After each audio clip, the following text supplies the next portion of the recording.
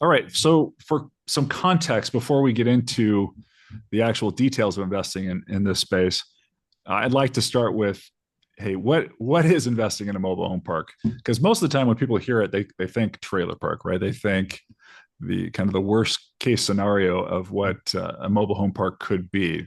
We tend to not invest in those types of properties, right? We are investing on the higher end of this scale from 2 to 5 here. The spectrum is really 1 to 5. One is completely scary. You wouldn't want to be driving through at night. Level two here is a lot of deferred maintenance. It looks like, a bit of a trailer park, older homes, rough around the edges, rough tenant base, maybe in a very subpar market. And so the idea here is that we are trying to, if we do invest in a 2.5 or a 3-star park, the idea is to gently and methodically move it up in class, because then we're getting a higher multiple when we go to refinance it, or if we do decide to exit, which is not our preference.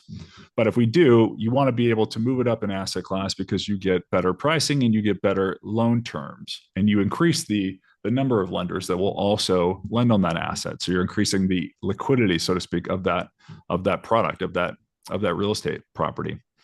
And so you can see kind of level three, perfectly nice looking community, affordable housing, family oriented, space for somebody to park their car. They can have their little yard. They may or may not have a driveway. And then all the way at the upper end is a level 5, which starts to look like a subdivision. This can be a retirement community in Miami that looks like, a beautiful property on the water, right? That is a level 5. We tend to not invest in too many of those just because they don't generate very high returns. Those are more like 9% return type of profile deals because they're lower risk, and there's just a lot of institutional players that want to own those asset classes. Therefore, we tend to specialize in level 3 and sometimes 4, and then occasionally we'll see a level 2 that you can upgrade with a lot of capital to improve the property, to increase the housing stock, to provide affordable, safe housing to all the tenants there, and you get paid for doing all that work.